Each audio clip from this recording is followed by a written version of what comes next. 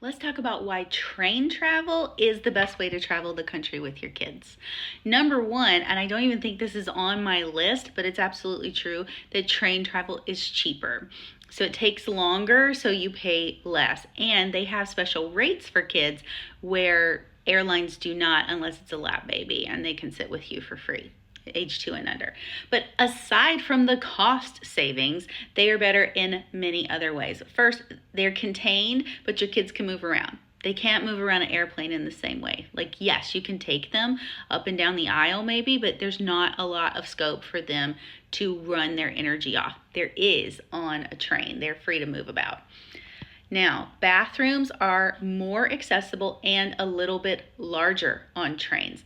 They can sometimes be just as gross as an airplane bathroom, but generally speaking, they are more accessible. You're going to be able to maneuver in there with your kids, and the kids can go in there themselves, and it's much just a better situation for the bathrooms on the train.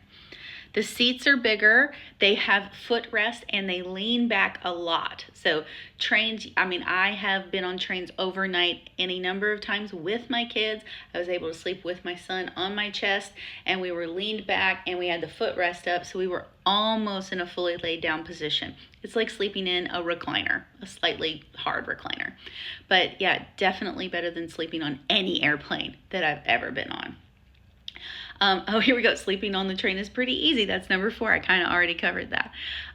There are plugs at every seat on Amtrak. Maybe not on some small commuter trains, but on the trains that are meant to go longer distances, you're going to have a plug at every seat, which means you're going to be able to charge up iPads so they can watch TV shows. You're going to be able to have your phone, and that's not always true on an airplane. So even though you're getting there faster, you don't always have those options.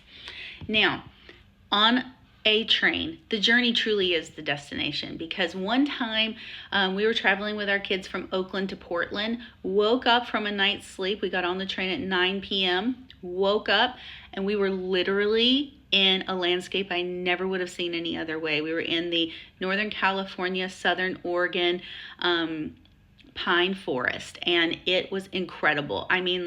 Snow had freshly fallen on the Douglas firs, and there were bald eagles swooping into a lake. It was incredible. So truly, when you travel by train, it is part of the entire trip. It's not just a means to an end to get there.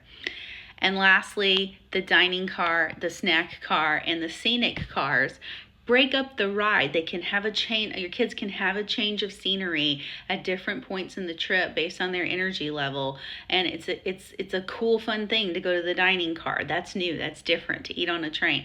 To go to the snack car and get some candy. Then go to the scenic car where you have the big windows.